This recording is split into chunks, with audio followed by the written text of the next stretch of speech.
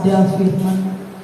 Berbicaralah bagi kami Tuhan, biar setiap sabda-Mu yang disampaikan oleh hamba-Mu benar-benar berasal daripadamu, benar-benar menjadi ucapan isi hati-Mu untuk mendidik, membangun setiap kami untuk lebih setia lagi kepadamu. Terima kasih Tuhan Yesus, terima kasih Bapa yang baik. Kami tahu Tuhan, kami yakin dan percaya bahwa benar pujian yang mengatakan selai di rambut kami ketika jatuh, tanpa seizin-Mu tidak akan pernah terjatuh. Untuk itu kami yakin dan percaya juga Tuhan, Engkau akan selalu memelihara kami, Engkau akan selalu mengenyangkan kami, baik secara rohani kami maupun secara jasmani kami. Engkau akan selalu penuhi setiap kebutuhan kami, karena kami yakin dan percaya Tuhan, apapun yang menjadi keinginan, kebutuhan kami Tuhan, Engkau sudah tahu terlebih dahulu. Tanpa kami meminta pun kami yakin dan percaya bahwa Engkau adalah Allah yang Maha Tahu. Terima kasih Tuhan Yesus, terima kasih. Sebentar kami akan mendengarkan kebenaran firman-Mu. Berbicaralah bagi kami. Dalam nama Tuhan Yesus kami telah berdoa dan mengucap syukur, dan kami siap menerima kebenaran firman-Mu. Haleluya. Semua yang percaya katakan amin. Jadilah kehendak-Mu. Jadilah kehendak-Mu. Mungkin kata-kata ini sangat sepele, sangat mudah untuk kita ucapkan, sangat gampang untuk kita katakan, dan bahkan mungkin sering sekali menjadi bahan candaan buat kita. Jadilah kehendak-Mu. Hari ini kita akan membahas dalam Lukas 22 ayatnya 39 sampai 46. Lukas 22 ayat 39 sampai ayatnya yang ke-46. Judul perikopnya di sini adalah di Taman Getsemani. Ayat ke-39. Lalu pergilah Yesus keluar kota, dan sebagaimana biasa ia menuju Bukit Zaitun. Murid-muridnya juga mengikuti dia. Setelah tiba di tempat itu, ia berkata kepada mereka, "Berdoalah supaya kamu jangan jatuh ke dalam pencobaan."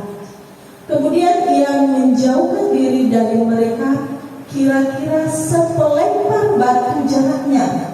Lalu ia berlutut dan berdoa, katanya, "Ya Bapakku, jikalau Engkau mau, ambillah cawan ini daripadaku. Tetapi bukanlah kehendakku, melainkan kehendakku-lah yang terjadi." Maka seorang malaikat dari langit menampakkan diri kepadanya untuk memberi kekuatan kepadanya. Ia sangat ketakutan dan makin bersungguh-sungguh berdoa. Peluhnya menjadi seperti titik-titik darah yang bertetes-tetesan ke tanah. Bapak Ibu yang terkasih dalam Tuhan, satu hal yang harus kita ingat, bahwa kita percaya bahwa Yesus itu 100% manusia dan 100% Allah. Ya, nggak ada 99%, nggak ada. Kita percaya bahwa 100% manusia dan 100% Allah. Jadi ketika Yesus melihat, dia sudah tahu bahwa dia akan disalibkan, ya, dia sudah tahu bahwa dia akan disiksa. Itu adalah keilahiannya Yesus, ya. Dia tahu sebenarnya kalau dia mau menggunakan kekuatan keilahiannya, kealahannya, bisa nggak dia menghilang? Bisa saja dia menghilang. Dalam sekejap dia berkata, "Saya akan menghilang, saya akan kembali ke surga." Bisa dia lakukan. Tetapi di sini dikatakan bahwa dia membuktikan bahwa dia 100% manusia, dan dia tidak menghindar dari masalah itu. Ini adalah problem bagi dia. Problemnya apa? Di mana dia memiliki dua sisi. Yang sisi pertama, dia harus menghadapi masalah yang cukup sangat berat. Inilah Yesus loh. Tetapi dia merasa bahwa dia nggak mampu. Dia adalah Allah 100%. Saya katakan bahwa dia adalah Allah 100%. Tetapi dia merasa bahwa dia tidak cukup kuat untuk menghadapi masalahnya. Sehingga dia berkata, dia datang ke Bukit Zaitun untuk apa? Untuk berdoa. Walaupun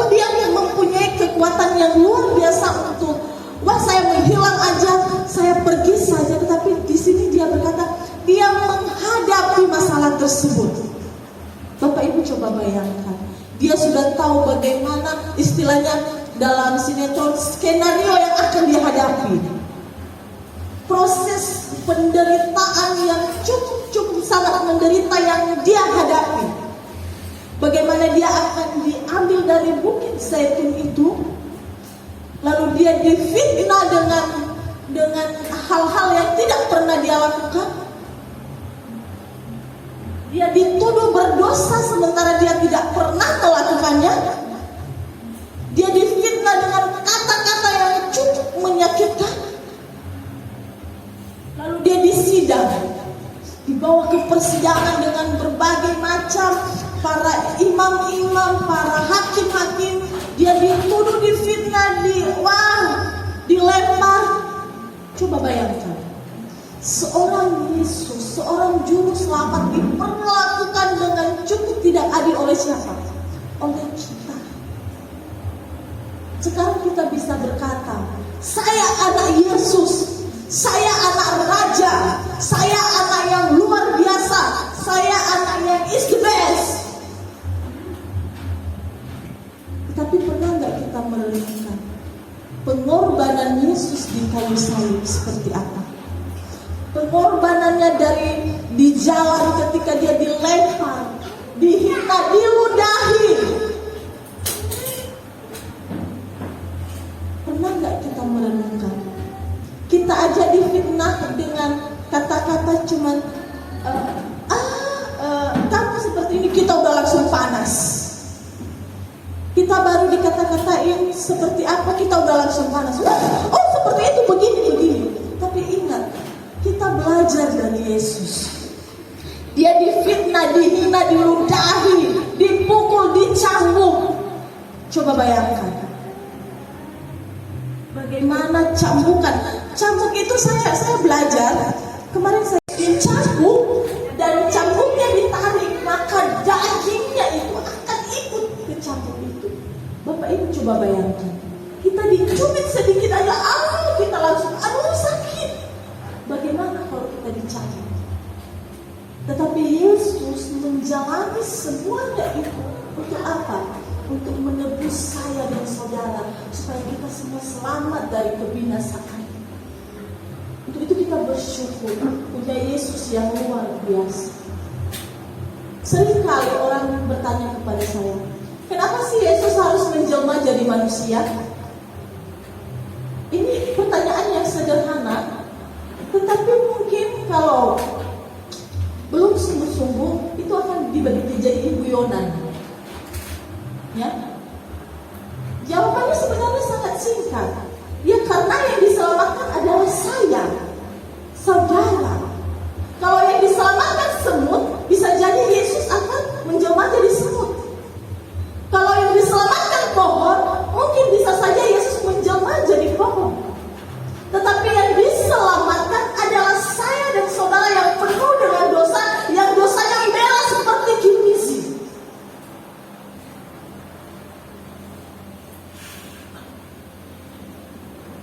Yang dosanya sudah penuh, sudah full dan full. Tapi saudara masih saja bermain-main, masih saja menyepelekannya, masih saja menyia-nyiakan pengorbanan Yesus di kayu salib.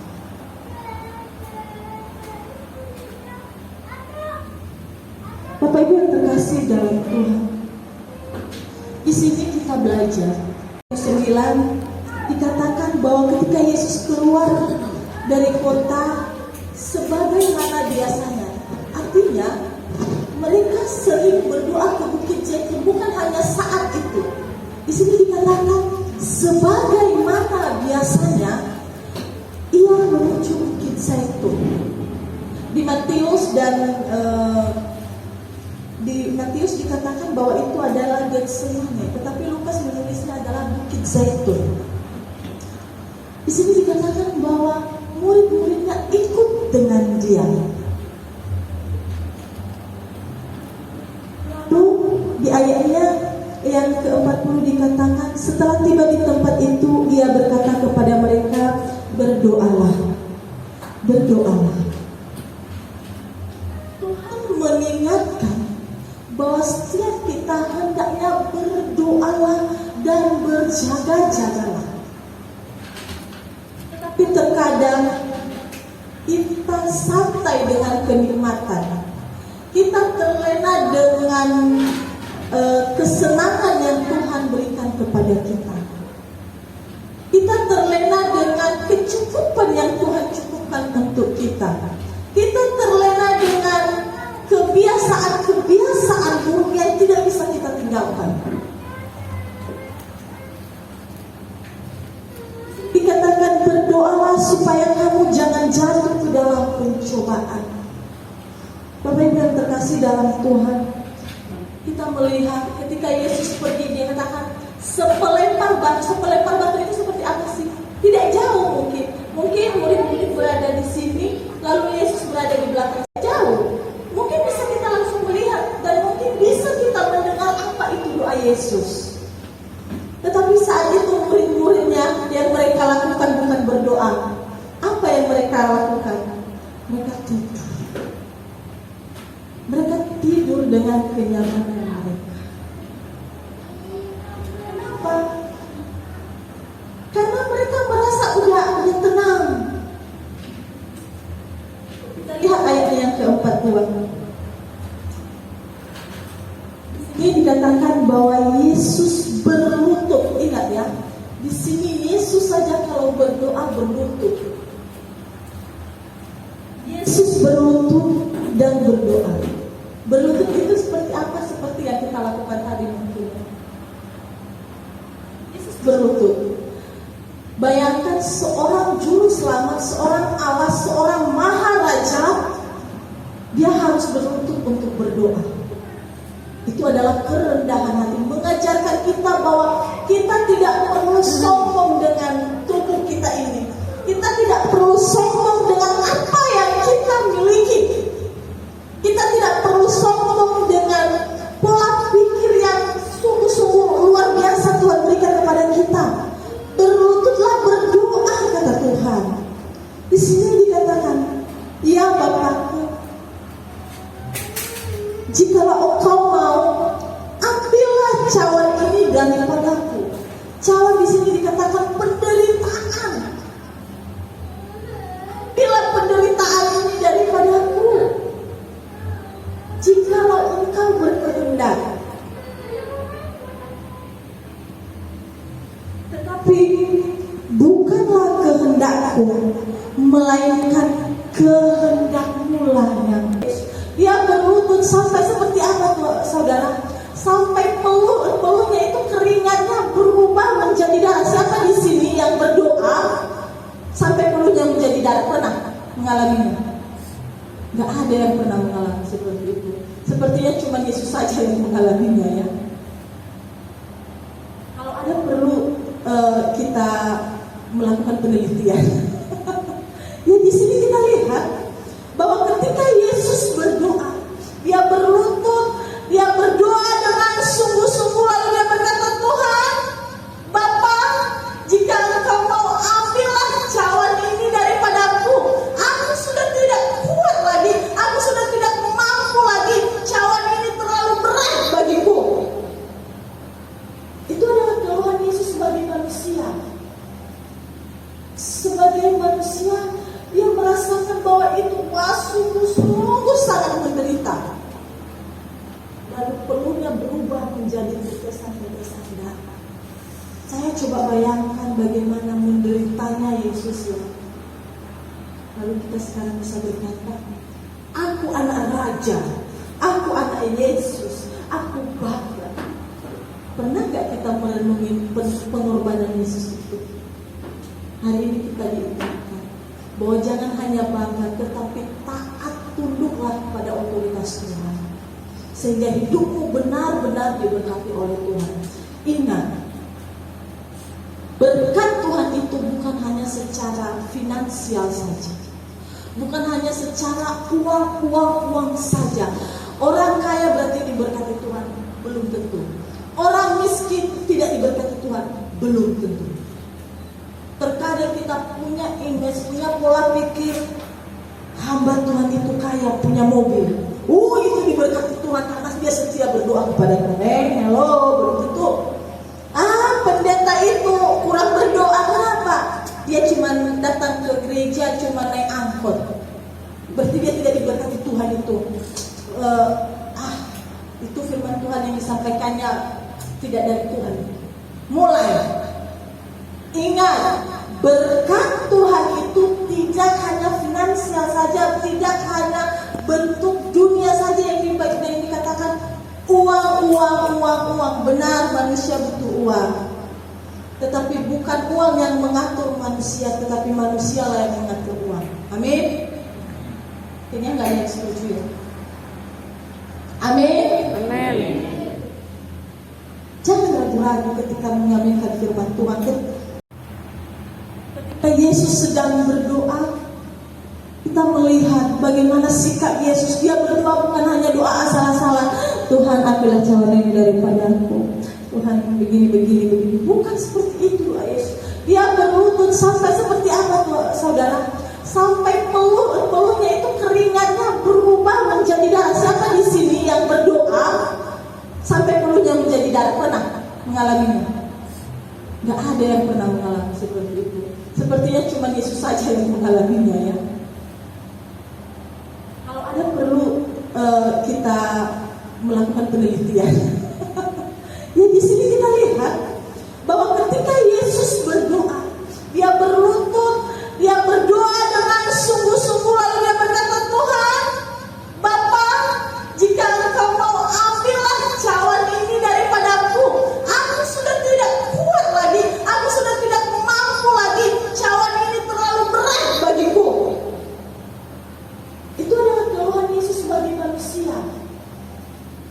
Sebagai manusia, dia merasakan bahwa itu sungguh-sungguh sangat menderita. Lalu peluhnya berubah menjadi tetesan-tetesan darah.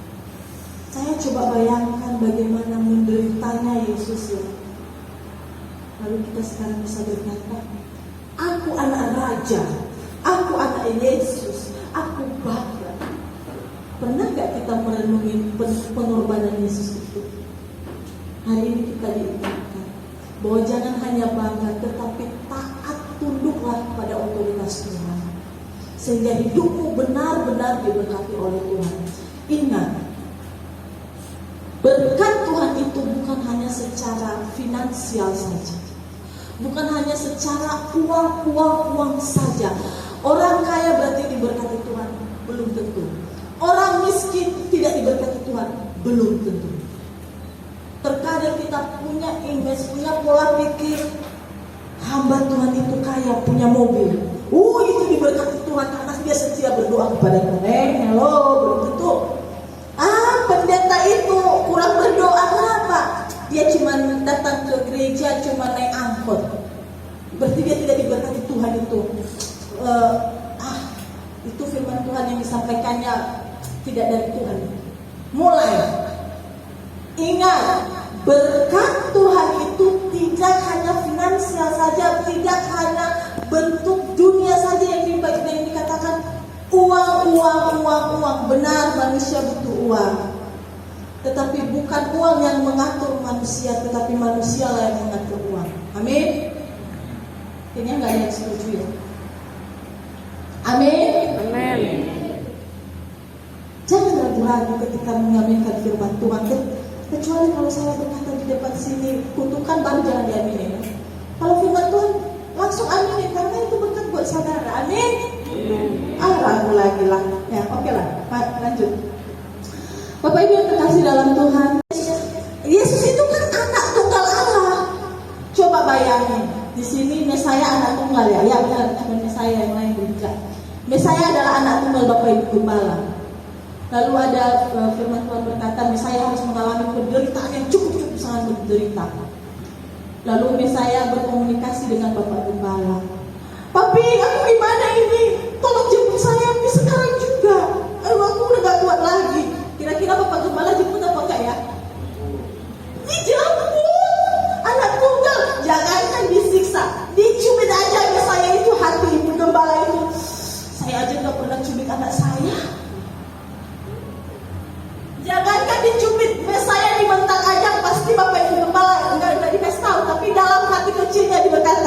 Tega banget Bu Desti ya. Padahal saya baik sama anaknya. Yesus anak tunggal Allah harus bersedia untuk apa? Untuk disiksa, untuk apa? Untuk menebus dosa saya dan saudara. Anak tunggal loh. Satu-satunya, nggak ada duanya. Satu-satunya. Harus apa? Harus menjalani penderitaan yang cukup sangat-sangat menderita. Kalau kita bayangkan secara manusia mungkin kita nggak mampu. Siapa sih yang mampu melewati penderitaan seperti yang Yesus alami? Yang dia harus ketika dia berjalan, dia harus menjalani sidang-sidang manusia, penghakiman-penghakiman manusia. Kalau mungkin pada saat itu di Tuhan, mungkin semua manusia saat itu jadi batu. Jadi tanaman kalian semuanya jadi tanaman. Disulap Yesus jadi apa? Bisa. Air jadi anggur aja bisa diubah Yesus. Mujizat pertama yang dilakukan Yesus adalah air menjadi anggur. Bayangkan air putih bisa jadi anggur yang ada rasanya. Gimana ceritanya? Ada yang buat mujizat begitu, mungkin ada, tetapi itu adalah mujizat iblis. Yesus berjalan di atas air ketika ada ombak besar. Ada nggak yang berjalan di atas air? Mungkin saat ini ada, tetapi dipenuhi dengan kecanggihan teknologi. Mungkin Yesus saat itu memberi kekuatan dengan kata-kata yang sabar ya, yang kuat ya, kamu pasti bisa. Ini untuk apa? Untuk menyelamatkan umat manusia yang penuh dengan dosa. Karena kenapa harus diselamatkan? Manusia kenapa harus diselamatkan? Saya dan saudara kenapa harus diselamatkan? Saya tanya. Kenapa harus diselamatkan kita? Karena kita ganteng, cantik, kaya. Karena apa? Karena kita adalah ciptaan Tuhan yang paling mulia. Kita sama dan serupa dengan gambar Allah. Jangan bilang karena saya cantik, saya ganteng, saya kaya. Karena kenapa? Kita ini adalah ciptaan Tuhan yang paling mulia. Makanya Tuhan mau menyelamatkan kita. Sebenarnya bisa aja Tuhan bilang, saya musnahkan semua manusia ini, saya ciptakan manusia baru. Itu bisa saja Tuhan lakukan. Tapi pola pikir kita beda dengan Tuhan. Tuhan tidak pernah menciptakan segala sesuatu itu sia-sia. Tuhan menciptakan apapun yang ada di bumi ini karena punya fungsi dan tujuannya masing-masing. Amin. Amin. Bapak Ibu yang terkasih dalam Tuhan, di sini dikatakan Yesus sangat ketakutan di ayat 44. Ia sangat ketakutan dan makin bersungguh-sungguh berdoa. Peluhnya menjadi seperti titik-titik darah yang bertetesan ke tanah. Malaikat datang, dia semakin ketakutan Bapak Ibu. Yesus mau permintaan si B ini, kebutuhan si A ini, walaupun dia minta ini, tetapi kebutuhannya yang ini.